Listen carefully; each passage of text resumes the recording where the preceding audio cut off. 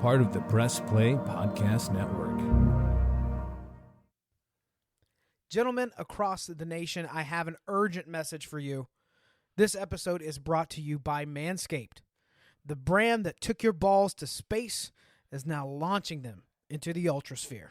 Introducing the Lawnmower 5.0 Ultra, featuring a new cutting-edge design and next-generation dual skin-safe blade heads for different shaves. It's pretty much a spaceship to take your boys downstairs to the next level. Join the 9 million men worldwide who trust Manscaped with the brand new Lawnmower 5.0 Ultra. Just go to manscaped.com for 20% off plus free shipping with the code PRESSPLAY. High tech for low places. Manscaped.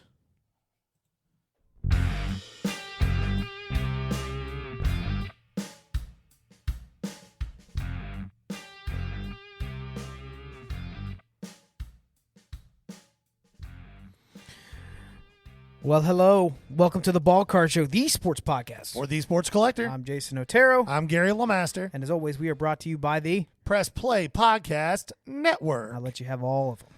I appreciate that because the very start of the episode, the random 2 seconds of heavy breathing before you actually said what we were doing here was very uncomfortable for me. You know what I just realized? What'd you just realize? You are the angel Reese to my soul. What a dick move. No, I wasn't. I was just saying it's very complex. It's a complex feeling. Okay. You know your stuff. You have great information for the podcast, right? As a friend, you check all the boxes. You've always been there for me. If I ever needed to bury a body, I'm sure that you would actually show up with a bag of lye. And, in a lot of ways, but yet still, I don't know if I like you. That's totally fair.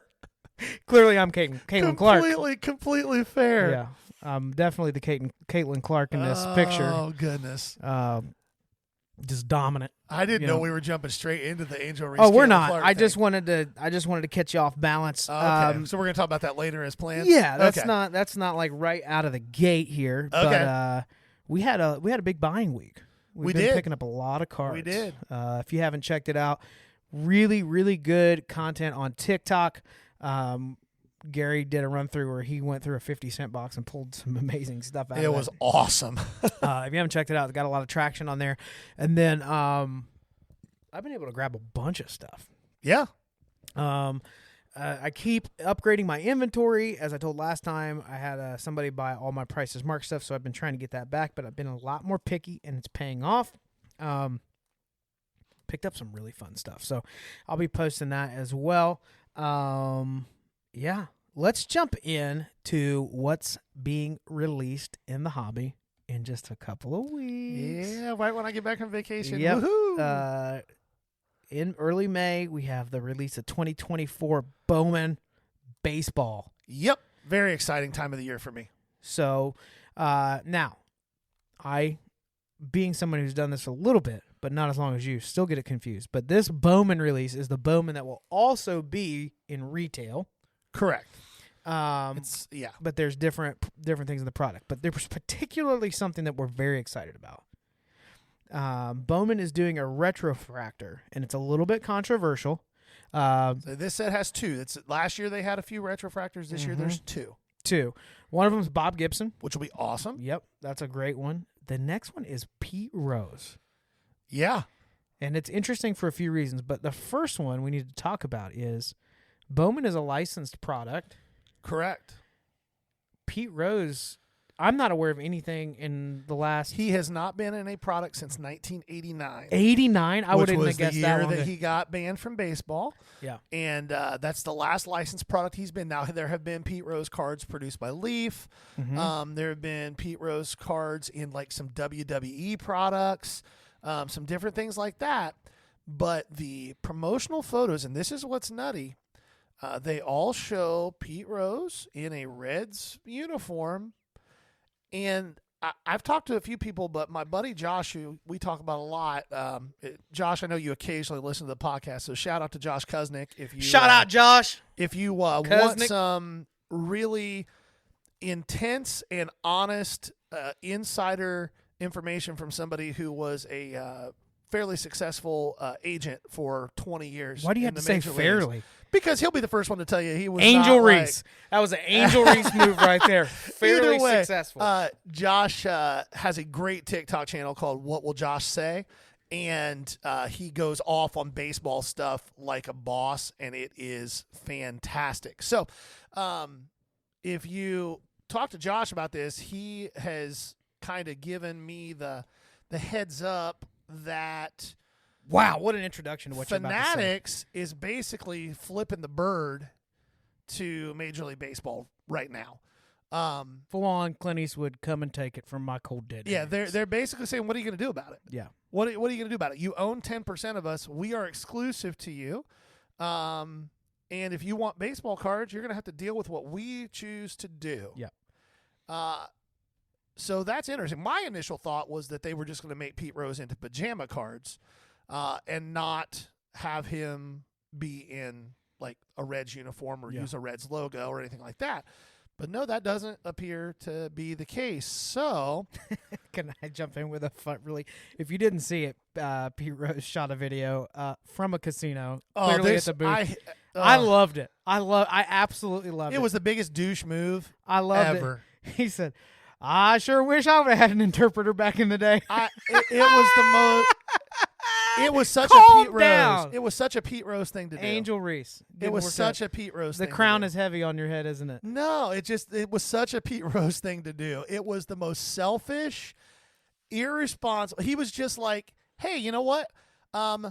I'm not in the Hall of Fame, and I was a great player. So anytime I have the opportunity to throw somebody else under the bus with no knowledge of the situation whatsoever, let me just go ahead and do that." Well, he feels ripped off, and it's stupid that he's not going to be in the Hall of Fame. I agree, and he doesn't believe that like if you thought, oh, if I behave well, then everyone's going to all of a sudden put me in the Hall. He doesn't have any faith that that's going to happen. No, but that's not the point. The point is he's the. You know how you had somebody in your group growing up who was always the snitch, who was always the rat? Yeah. That's Pete Rose. He wasn't snitching when he was gambling.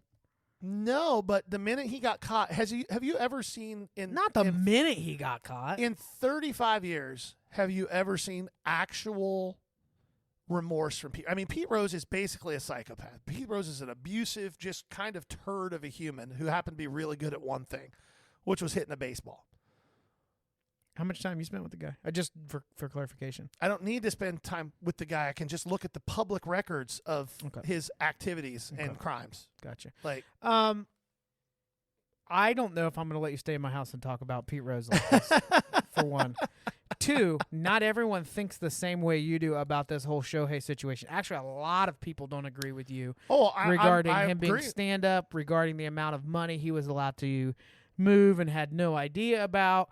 The idea that financial institutions have no interpreters for billionaires, that's a hard one for me to get past. No, but financial institutions that we deal with on a daily basis are very different than the financial institutions that somebody like Shohei Ohtani deals with.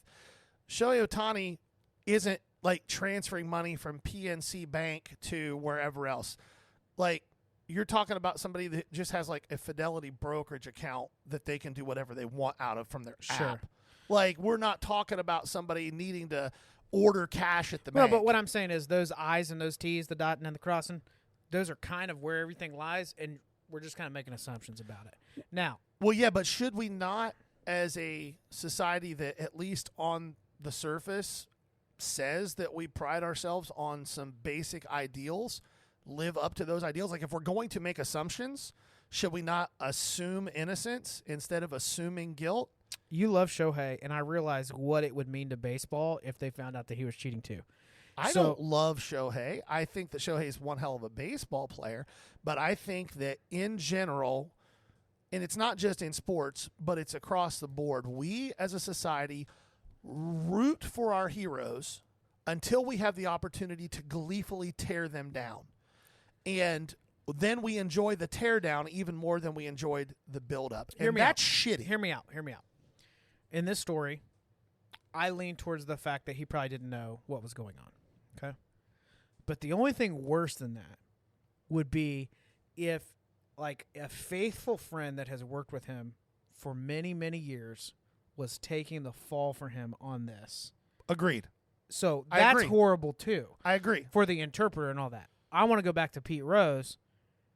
If I'm him, and at this point, like I saw a meme that was like, tonight's Reds game is brought to you by DraftKings. Be Yes. sure to stop by the Fanatics Yep. Sportsbook to blah, blah, blah, blah, blah. And then Couldn't Pete agree Rose more. so they're just the crazy levels of hypocrisy. If he's not going to be let in the hole, he probably at this point is like, if it's not happening, it's never happening. And while I'm alive, throw all the shade you want, Pete, regarding this particular issue, because you were the example, right? He was made an example Yep. of, like, we take it this seriously. Now, as to whether or not, I think Shoeless Joe Jackson was the first guy well, to get that example yeah. made. But But he didn't have a cell to do hot takes on. true. The best part is you can see he's clearly in a booth betting on ponies. Yeah. Yeah. So, but all that to say, and I'm with you on the hypocrisy of all the major sports leagues taking all this money from organized gambling yeah, and then acting like it's not going to have an effect. Yeah. I agree with you completely there. But Mhm. those are two separate issues in my mind. okay. Retrofractor though, Yes. this could be a pretty big card. Here's the problem. It will be a pretty big card. Yeah, it'll be big. The Pete Rose collector base, because of all of these years without licensed products, right? Pete is known for signing all the so things. much stuff, That's how he pays his bills. so much out there. So it'll be a big card, but I'm trying to think of another example of someone that this Would would you be rather equivalent have the to. Pete Rose or the Bob Gibson Superfractor? Living in Ohio and setting up a card shows, I'd take the Pete Rose. I would take the Bob Gibson. Really? Yeah. Why? Several reasons. One, Pete Rose was great. There's no question there. They did not change the rules of the game because of Pete Rose. Mm-hmm. Bob Gibson forced rule changes in the game of baseball. Pete Rose never did that. I would argue that from a dominant standpoint, Bob Gibson was a much more dominant pitcher than Pete Rose was ever a dominant hitter. Wow. Dominance. How many guys who are singles and doubles hitters do you call Oh my God. how do you call dominant? Yeah, I mean, hit king. Yeah, no, he was the king of longevity and the king of hand-eye coordination. Bob Gibson was probably the most dominant pitcher in a 40-year stretch of baseball. It's like, Bob Gibson was the king of throwing. Like, come on. Stop. Well, I'm just saying. Who like, was more dominant for their position? Dominant, not career stat accumulation, just dominance, pure dominance. Who was more dominant It's a tough at one. the peak of their career? Do you It's a really tough one think for it's a me, tough yeah. one? Yeah, it's a tough one for me. Yeah. Wow, I don't think it is at all. Um, And I appreciate Rose's contributions to the game. I as a don't feel player. like you do appreciate No, Pete Rose today. I very much do. You I say just- something about Eric Davis, it's over. The podcast is over permanently. Well, I actually had a conversation about Eric Davis with somebody the other day. We were I talking will about, stab no, you in we the were leg talking with a about pen. we were talking about what ifs. And Eric Davis to me is maybe the greatest what if guy ever in the history of baseball. Like, what if Eric Davis doesn't injure his back in 91? Mhm. What does that career look like? Because I think that career looks very much like early Barry Bonds, like the first 10 years of Barry Bonds' Yeah. career. I think that's Yeah. what Eric Davis looks like. Eric Davis is a Hall of Famer if he doesn't. Going in the 90s, if himself. he'd have had 5 years to pump roids and HGH into his body, the Jaxie, I mean, late 90s, it might have been McGuire, Sosa, and Davis. You never know. You never know. possible. He was Man. hitting those dingers without any of that, though. Like Eric Davis was a hell of a player. Hey, while we're angsty. So anyway, 2024 Bowman. He just decided to change. We'll do more of a breakdown as we always do. We'll have a list. We'll go through a few different names for you on that. You did have a couple Yes. that you wanted to hit real quick. So I had a listener message me the other day asking about this release and asking me who they should be kind of looking for that's going to be a little bit on the low, and I'll share that with you guys too. So I think the biggest chase in the product is going to be Walker Jenkins from the Twins. And I'm really high on Walker Jenkins, but the prices on his stuff are going to be super high. Him and George Lombard are probably going to be the two biggest chases. Lombard's a Yankees guy. The guy that I'm going to be trying to grab as much as possible of was the Blue Jays first-round pick, Arjun Namala. Arjun Amala just turned 18, and all you need to know about Arjun Amala, if you just go Google Arjun Amala swing and just go watch him swing a baseball bat, you'll be like, Yeah. Okay. I mean, an 18-year-old just turned 18, popping 110s with wood. That's legit. Got to work on your sentence structure. Got. He's hitting the ball 110 miles per hour with a wooden bat. Is that better for you? Way better. Say, sometimes, Gary, when you use insider language, it's like when our parents first started learning how to text. And they were like, I could use words, but instead I'm going to learn BRB, IYKYK, emoji. Like, it's a little too much. And in that case, particularly, the age, the verbs used, the nouns. Fair I'm enough. going to need you to. Anybody who's listening who listens to baseball content knew what I meant. I apologize to everybody else who may not have known exactly what I was talking about. They also all know what you didn't mean there as well. Exactly. But yeah, I was watching that swing. It's very pretty. It's going to generate a lot of power. His head he barely moves. He stays stacked a long time. Yeah. I think, and I don't think his stuff is going to be insanely expensive. He was a first-round pick, but I think his stuff is going to be priced percentage-wise, comparison to the market-wise, about like Volpe's stuff was priced his year in 2020, where he's not the chase guy. He's a late first-round pick. We'll see. I think he's a guy I'm going to be scooping. All right. Let's jump into the Caitlin Clark and Angel Reese thing. Watched the game the other night. It was very entertaining. I really enjoyed it. Yeah, I did too, and I hate watching women's basketball. I hate it, and I actually enjoyed it. What? Why do you just laugh at me for? I feel like you are very quickly becoming who's the ESPN guy? The First Take. Stephen A. Smith? No. The guy that Shannon Sharp left the table. Skip Bayless? Yeah. No, stop it. I mean, like right out of the gates, boom, boom, boom, just clickbaiting everything. No, but let's be honest. Like the vast majority of women's basketball is like slow. And a lot of terrible shots and bad passes. Like you'll watch a sequence of 5 trips up and down the court that's like doinked layup, airball jumper, terrible pass, trip over their own feet, maybe make a layup on the 5th trip down the court. It's miserable to watch, except for when you watch players like Caitlin Clark, who's a fantastic player. Angel Reese in her own right. Fantastic player. Like her in the paint, she would be getting hacked like crazy, and you're like, oh, that's gonna. There's no way, and she makes it. She's able to finish a lot of shots. Yep. But let's break down. So obviously this was ultra hyped. The viewership was incredible. I do think it's awesome what this rivalry has done for women's basketball, and just getting eyes on it. I think it's a good thing. It'll be really interesting to see with name, image, and likeness, with some of this stuff. Now there's more money coming into women's basketball than there has been in a long time. Both of those girls are going to make way more staying in college next year than they will in the WNBA. Yeah. Way more.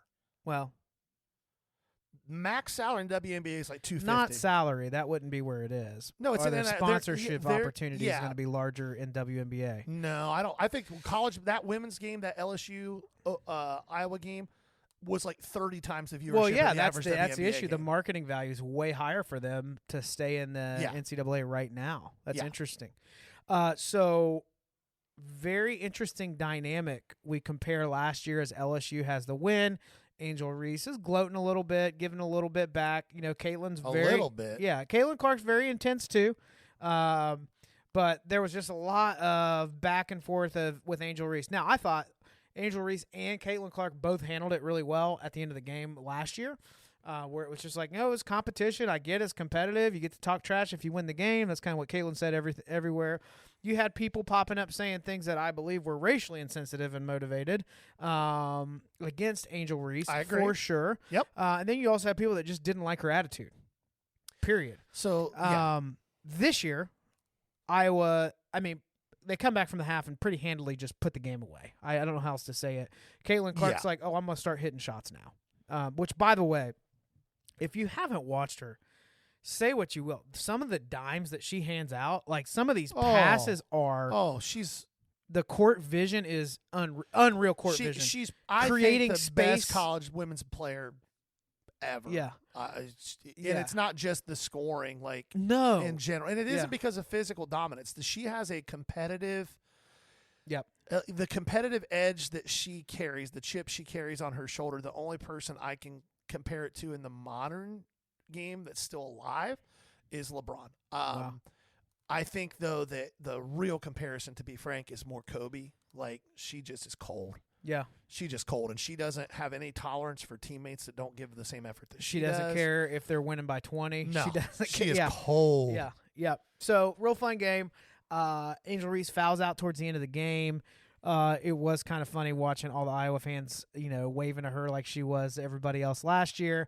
And it's an emotional experience for her, as it would be for any player, coming down to the wire, probably expecting a win because they've been there before, and it just didn't go that way. But, man, the fallout and the conversation around Angel Reese and Caitlin Clark. So let's just dive into this a little bit. Yeah. So let me give you the just 10,000 foot. I'm a dad of a girl who is as competitive as I am, and this is what I would say to my daughter if she had behaved as Angel Reese has behaved for the last 24 months. Okay, I have no issue whatsoever with Angel Reese's actions or activities all the way up until the end of this game that was just played. For the last 2 years, I have no issue with the trash talk. I have no issue with her being pretty aggressive towards opposing coaches in press conferences, saying things like, you need to shut your mouth, like to adults. If you want to be a grown up, that's fine. Go ahead. But when you make yourself a villain, when you gleefully embrace that role, and then you get punched in the mouth as a villain, you don't get on a press conference table at the end of a game and cry and wonder why you're not getting sympathy. So did she imply, because I must have missed this, did she imply that she didn't understand why she's not getting sympathy? Yes, absolutely. Okay. Absolutely. And I've been attacked by so many. Listen, when you set yourself up to get attacked, guess what's going to happen? You're going to get attacked. You know why Caitlin Clark doesn't get attacked? Because Caitlin Clark off the court is milquetoast. She doesn't run her mouth. She's respectful to people around her. She may have something to say about an opposing coach, but you're never going to hear it. Like that. So she doesn't give – the only thing you can say about Caitlin Clark is actions on the court. And there are some things I've seen Caitlin Clark do that are a little dirty on the court. For sure. Most good players are going to do a few little dirty things here and there if they think they can get away with it. But she doesn't do that other stuff. And if you're going to do that other stuff, if you're going to say those things, if you're going to act in that manner and embrace it, you don't get to whine and complain after the fact when you get treated like you deserve to be treated in that situation. Yeah. It was cool to see the LSU teammates come around her and say, this is a great teammate. This is some stuff you don't understand. I'm sure she is. And I agree with that. I will say this too. I was expecting a much more hostile reaction as she fouled out towards the end of the game, towards the other team. I didn't see that. I saw embarrassment maybe. Definitely disappointment. I can understand that. I don't think she had the game that she was wanting to have, which you best believe Iowa's game plan was shut her down. What can we do? But here we are talking about NCAA women's basketball and having strong opinions and referring to the year before. I do think the overall level of play is elevated above what I've seen, or maybe just attention's drawn to it through Caitlin and Angel's rivalry. Well, and I think that's a good thing. You, but I'm seeing dads at card shows with their daughters asking, do you have Caitlin Clark cards? Do you have Angel Reese cards? Do you have those are the only two names I know. Well, off the top and of my head, but I've heard people ask me about other people, and I'm like, I don't even know who that is. Yeah, when you come to a table and they open up a case to see if you want to trade for anything, and there's Caitlin Clark in there, dealers are trying to snatch that stuff up because it disappears immediately. Yeah. So I would agree that that's a good thing as well. Now, I want you to be respectful, Gary. Okay, I'll try because I'm serving you up the opportunity to go full Bayless here. All right, but a lot of the conversation has been around Caitlin in the NBA. Oh, my God. Caitlin, give her a shot. Who's actually going to stop her? How would she fare? The worst player in the NBA, Caitlin Clark would not get a shot off against. She wouldn't get a shot off. No, I don't agree with that. I do. Get a shot off? That she had to create herself in a one-on-one situation? No chance. Zero chance. I don't agree with that at all. And the only way she's getting a shot off is if she chooses to take it from half court. Which she... And the guy sags Did you off of watch? her. Yes. If you're telling me that if I take the 12th man from the Cavs, 6'9" guy who weighs 240 and has a 44-inch vertical, and he plays one-on-one against 6'3" Caitlin Clark, 6-0. 6 foot Caitlin Clark, that Caitlin Clark is going to be able to drive on him or get a shot off on him. You are out of your mind. I would say that, again, we're not going to see it, but I don't think it would be that she would not get a shot off. I think she would struggle to score. Let's look at it this way. So this again, it's just this whole idea in society that we look at everything through our lens and we don't look at bigger pictures. Ronda Rousey's a great example. Okay, Ronda Rousey for a year-long period was the most dominant female fighter on the planet. If you or I stepped in a ring with Ronda Rousey, she would beat the shit out of us. It would be ugly. But if you put Ronda Rousey in the ring against one of the lower-ranked men's fighters in her weight class, she would get annihilated. It would last 30 seconds. She'd be blacked out on the ground. It's not a sexist thing. It is a biology thing. It's that simple.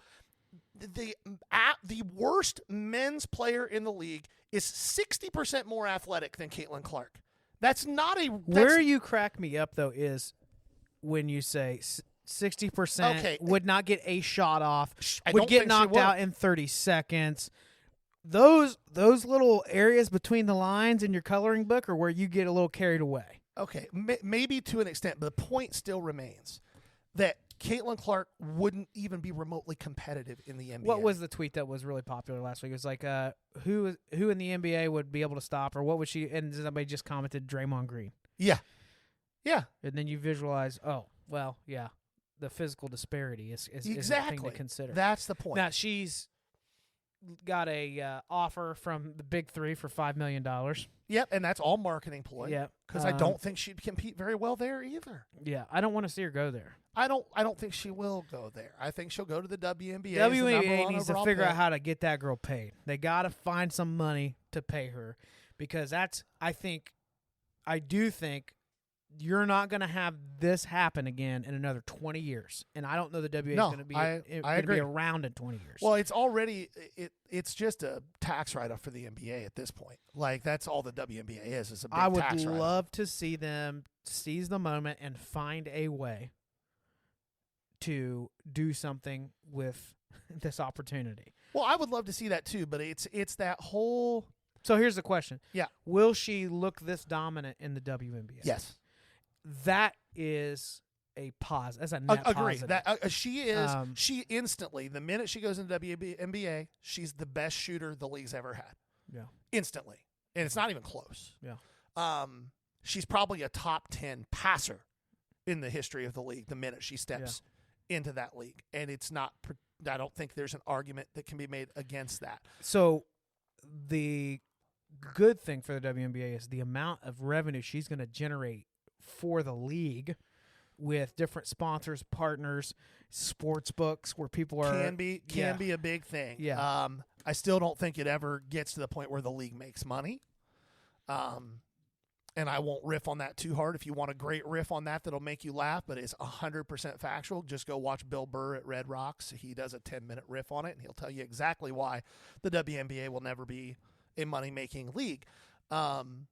But the whole idea that a high-level women's athlete can compete against high-level men's athletes in anything that is mostly physical is a misnomer. And that's not sexist. It's just factual.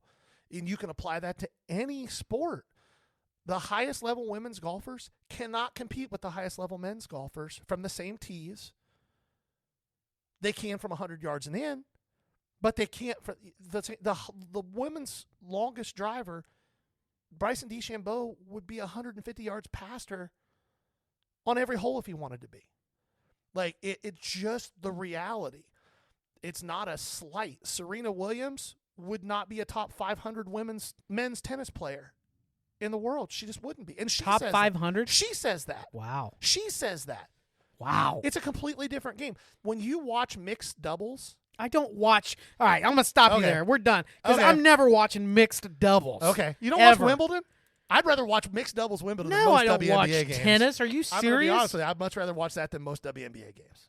That's true. Well, yeah, I don't even think you can find them. It's kind of like trying to find the Reds on TV. Yeah, you need like LimeWire to find WNBA. All right. In the words of Hamilton the Babe Porter, you play ball like a girl. We'll be right back. If you've been in an accident and your car needs a little TLC, look no further than Newark Auto Body and Zanesville Auto Body. Safe and reliable collision repairs are their business. They are a local, family-run, and veteran-owned business serving the Newark, Zanesville, and surrounding areas. And guess what? They work with all insurance providers to make your experience hassle-free. Plus, make sure to ask about their special discounts for U.S. military veterans. Visit them today at autobodyofnewark.com and autobodyofzanesville.com to get your repair started. Their iCar Gold Class team of skilled collision repair technicians will make your vehicle just like new again. All right. Let's talk a little bit NFL. We did have an interesting move that's caused a lot of conversation here. I don't know exactly what's going on up in Buffalo. I do know what's going on in Houston.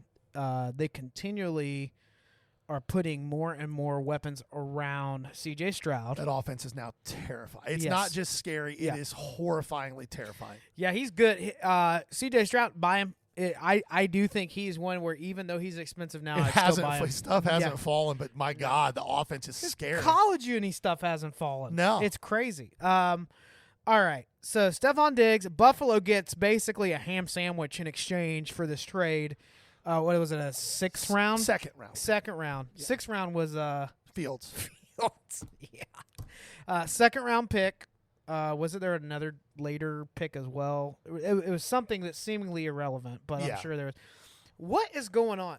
As a Miami fan, I love hearing this. But, they seem eager to move this guy. Well, Diggs has been an obvious locker room issue for 2 years now. And my understanding is that privately, Josh Allen for 18 months has been like, can we do something about this dude? Because this is not making a conducive and then Diggs goes out and for 2 straight postseasons has been bad in the postseason and then had one of the all-time worst drops that probably cost him a trip to the AFC Championship game this year. And the thing about Diggs is this. He's the type of human that I hate the most. He just is. He will never say himself what he actually thinks or feels. He just has his people do it.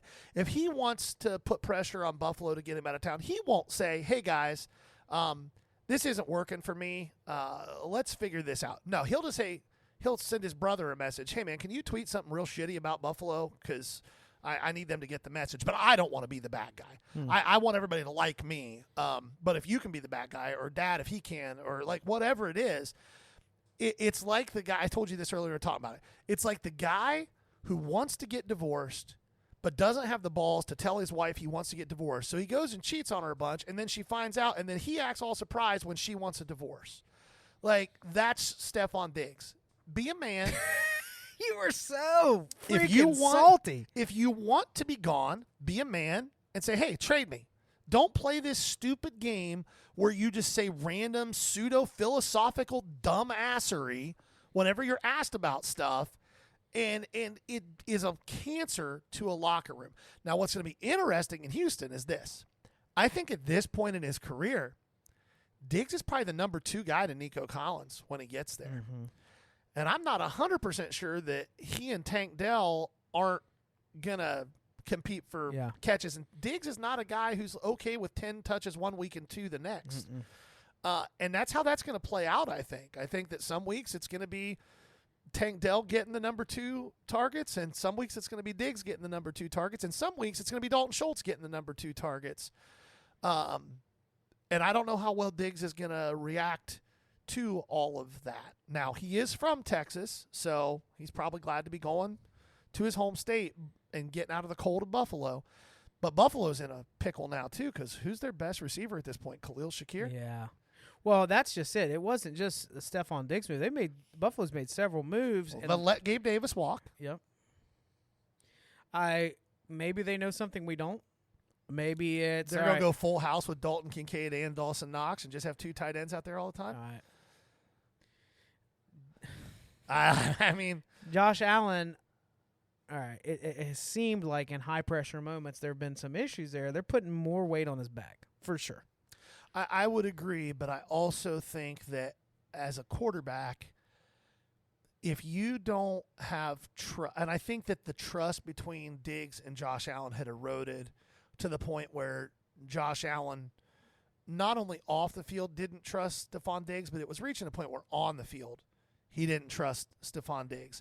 And when you don't trust your best receiver, that's really difficult as a quarterback. Yeah. You'd almost rather just have 3 guys like the Patriots roll out, because at least then you're not forced to like try to force feed the ball to one guy just because of his contract status. You're saying in the hobby, Diggs is a sell. Yeah. I could see a world where one of 2 things is going to happen in Houston next year. Either they're going to just be dominant offensively, just absolutely dominant offensively. And the one thing about Diggs that has been very apparent is he does care about his personal public perception. So if they're dominant enough, you won't hear much from him. But I'm telling you right now, if they struggle at all, that whole situation could be very flammable. Yeah. It'll be interesting to see. Yep. But I like that we're already talking about football. I mean, we gave him like a 6-week break, you know. Yeah. April, it'll be training camp soon. Draft is coming up. Draft's coming up. Yeah. It'll be good. It'll be good. All right, MLB. We're going to talk about some early pops, some players that just at the beginning of the season have really popped off. Some surprises, some not surprises. Before we jump into that, let's talk about what in the world is going on with the Oakland A's and the fan base and some of these moves and John Fisher players. is a turd. Yeah, it's kind of looking that way. So if you hadn't noticed, opening day and since the A's have fans that are buying all these tickets. Did you just lean and fart? I did. Within a foot from me? Yeah, it had to come out. I aimed it the other way. It was silent. You're good. I'm not good. I've seen what you eat. Gas station food about to be in gas form in here. So all these fans buying thousands of tickets and then essentially protesting by sitting out in the lot. Well, they're not buying tickets. Oh, I thought you said they were buying blocks of tickets. They're not buying tickets. They're just showing up to the parking lot. That makes more sense. 20, 30,000 fans are like, we care about this team. We just hate you and the product you're putting on the field. So we're going to sit in the parking lot and watch the game on our phones and listen to it on the radio and eat food, and you're not going to get any of our money. We're going to pay for the parking and have a nice day. Make it as expensive as possible before the big move. Yeah. Right? So they have the protesting going on. Then you have some players that are kind of subliminally supporting the fans. Shame on them, right? How dare they? You were just telling me Estuary Ruiz is sent down to AAA for wearing a bracelet affiliated with a bar that is kind of behind the movement of these fans that are saying this is enough. Yeah. He's sent down as he's playing very well to AAA as like a punishment. Yeah, and they said it's because they needed him to work on his swing decisions and just go play every day, and he knew the things he needed to work on. The dude was hitting .429 with a 1,200 OPS and was leading the majors in stolen bases. And they sent him to triple after he played 120 games for the big club last year. Yeah. It's very obvious why they sent him down. They benched Brett Rooker for doing the exact same thing. He was just their all-star last year, and they don't have an option to DFA him. They're out of options on Rooker. So ownership with the A's said trash. Okay, and then here's what we're going to do. We're going to go to, where are they going? Sacramento somewhere?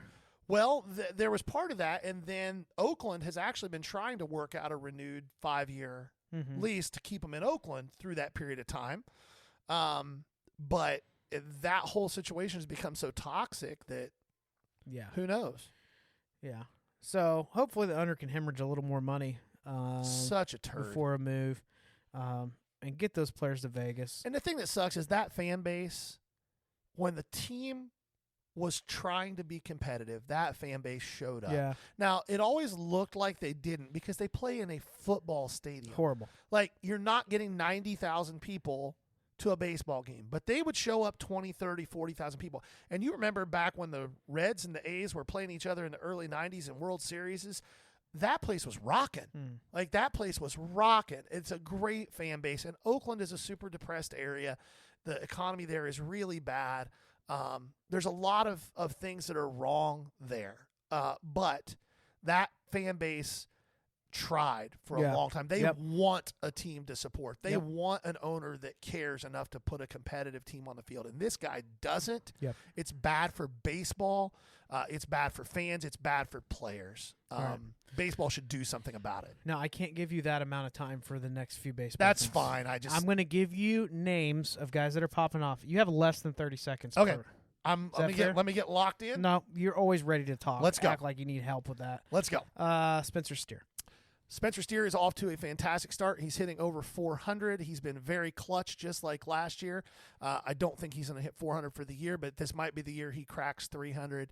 And he's playing every day in left field, which has been helpful for him to not have to bounce all over the diamond. All right, you don't get to borrow the 15 seconds for the next I know. one. All right, Mookie Betts. Mookie Betts is playing out of his mind, and I actually was looking at some PSA 9 Topps Chrome rookies of his last night. Mookie Betts is just almost otherworldly what he's doing right now. It's probably not sustainable for a full season, but this is a guy who's one of the top 5 or 6 players in baseball and has been for a while, and he is taking his game to a new level. It helps that you have Ohtani and Freddie Freeman hitting right behind you in the lineup. And he's doing it all while playing shortstop for the first time since high school. I'm just kidding. You're good. Anthony Volpe. Volpe, again, lot of hype going into last year, and then he, in a lot of people's minds, struggled, but he still went 2020 as a rookie, won the Gold Glove as a rookie, and he was a 4-win player as a rookie while he batted like 215. Last year, he was trying to hit everything over the wall. He was trying to be this power guy, and that's just not who he is. So far this year, he's hitting over 400. His on-base percentage is 600. He's just taking what pitchers are giving him, playing great defense again, and this is going to be the breakout year for Volpe. I could very easily see a 320, 420, 520 slash line from him this year. Not cheap, but still affordable. Yes. With some upside. Jackson Chourio. Chourio, obviously, rookie, huge hype. They paid him before the season started, so you knew he was going to be on their roster opening day. He has played very well. He's hitting over 300. He hit his first home run the other day. He's going to also provide you Gold Glove caliber defense in the outfield on a team that's going to try to compete for a championship. You may not have a lot of time left to jump in on the Chourio bandwagon if you want to. Wyatt Langford. Another guy who had less than 200 plate appearances in the minors and just has raked and made the opening day roster after what he did in spring training. We talked about him a couple weeks ago. He's just a ball player, man. He's going to hit. He's DHing. He doesn't really have a defensive home. But, man, again, he's just hitting the ball, getting on base. He's been everything he's advertised to be. His stuff ain't cheap. It's going to get more expensive. Yep. Bobby Witt. Bobby Witt, so far in a week, has 10 balls he has hit over 110 miles an hour. See how easy it was to say it like that? Clicked. It has like last year, the second half, we saw what Bobby Witt could be, and now Bobby Witt is fully that. The team is bad. They do have a decent leadoff hitter now in Miguel Garcia, who is providing a little tiny bit of protection. MJ Melendez and that team is also providing a little bit of protection now, so you could see a MVP level year from Bobby Witt this year. Would not surprise me in the least. Yeah. Last little baseball thing here. What's going on with the Braves? Slow start.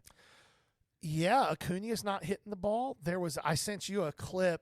They were playing in Milwaukee, maybe. I don't know. Their opening weekend, there was snow coming down, and Acuna's in the on deck circle. And he's just like shivering. He turns like, I cannot play like this. Like, he's not hitting. The only guy in that roster that's hitting right now is Ozzie Albies. Matt Olson's struggling. Pitching outside of Strider has been pretty rough. It's not been a great start to the season. 1-6, I think, is where they're at. Same record as the Mets. Ugh. A lot more MLB coming up. As always, we will do a Bowman preview, talk about prospects to take a look at here in a couple weeks. One final thing just to get you fired up before we finish this show. Okay. I knew this was coming. All right, so if you missed it, I believe it was a Leaf product. There was a quad auto of the Beatles. It wasn't. It was Leaf. It was Topps. Was it Topps? Yeah. Oh, Yeah. even better. All of the Beatles cut signatures on one piece of art. Box topper, giant card. Big card. Estimated value probably bringing around $35,000. Obviously, some of the signatures are hard to get a hold of for obvious reasons. Yeah. Darren Ravel, never missing an opportunity to get attention. Leave it. Save the energy. Tweets that you can get these signatures for $3,500. So why would anyone pay $35,000 for the card?